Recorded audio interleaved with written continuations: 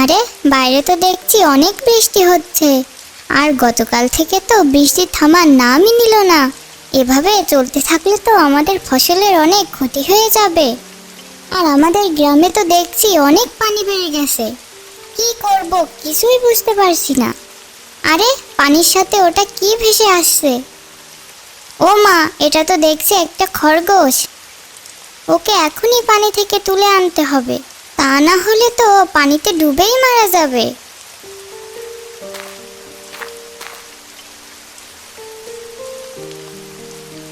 আহারে, পানিতে ভিজে কি অবস্থাটা হয়েছে খরগোশটার। আর এদিকে তো বৃষ্টি আরো বাড়তেই শুরু করেছে। আর আমাদের বাড়িতে রান্না করার মতো তো কোনো মাছ বা সবজি কিছুই নেই। কিন্তু বাবা এই পানিতে তো হাঁটেও যেতে পারবে না। না, আমার আর ভেবে কোনো লাভ নেই, এখনই মা বাবাকে ডেকে দিই। ও মা, ও বাবা, এখনই বাইরে এসে দেখো বাইরে কি হয়েছে।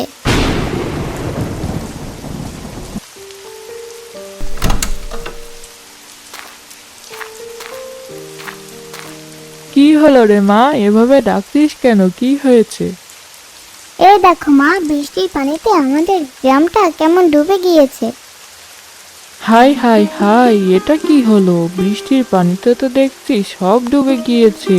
আর এতক্ষণে তো তোর বাবার ফসলি জমিটাও ডুবে গিয়েছে।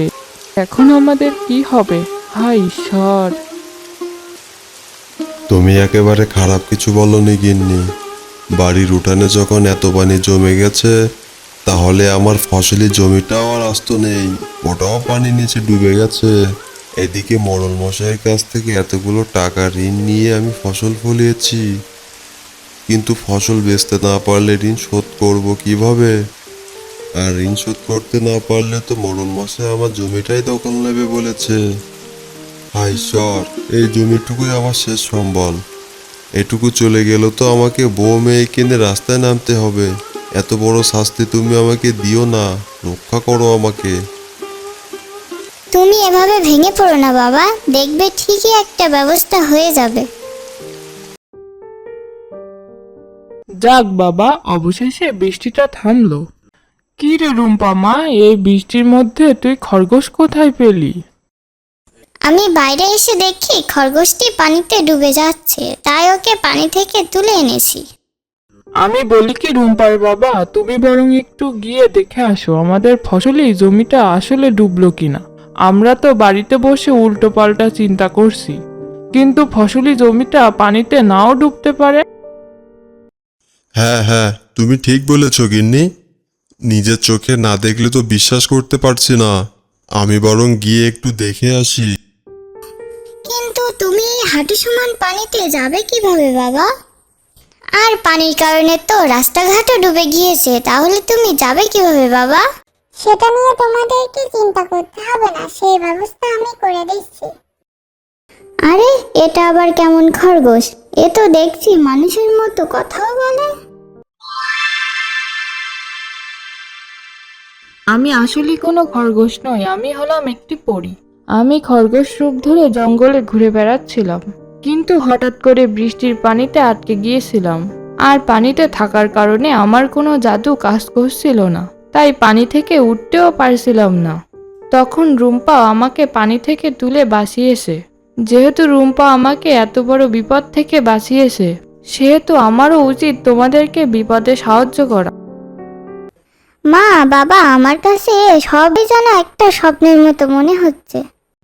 হ্যাঁ মা, আমার কাছে তো স্বপ্নের মতো মনে হচ্ছে, কিন্তু তুই এটাও ভুলে যাস না যে এটা তোর উপকারের প্রতিদান। আর যেহেতু পরীটা আমাদেরকে সাহায্য করতে চাচ্ছে, তাহলে এই বিপদ থেকে কিভাবে রক্ষা পাওয়া যায় তারই একটা ব্যবস্থা কর মা। আচ্ছা বাবা। তাহলে এখন বলো তোমাদেরকে আমি কিভাবে সাহায্য করতে পারি। বলো রুম্পা, কি সাহায্য লাগবে তোমাদের? তুমি আমাদেরকে অনেক টাকা দাও, যাতে আমার বাবার ফসলি জমি যদি ডুবে যায়, তাহলে যেন বাবা মোড়ল মশাইয়ের ঋণ শোধ করতে পারে। আর একটা নৌকা দাও, যাতে পানিতে নৌকা বেয়ে আমরা ফসলি জমিটা দেখতে যেতে পারি। আচ্ছা ঠিক আছে, যা যা বলেছো সবই দিচ্ছি।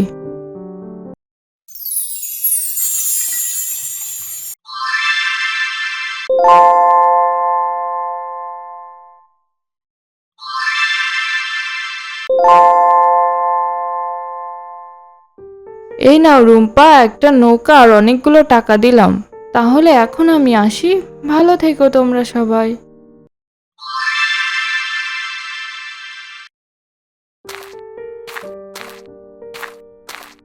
মা, তুমি এই টাকাগুলো নিয়ে ঘরের ভিতরে যাও।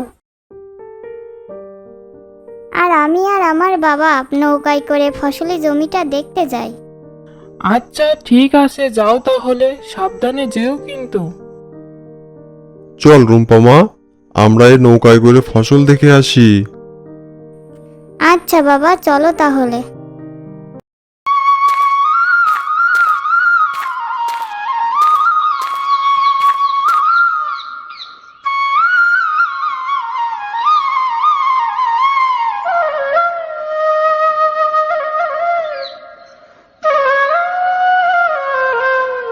বৃষ্টিতে নদীটাও ডুবে গিয়েছে, আর নদীর পানির কারণে গ্রামটাও ডুবে গিয়েছে।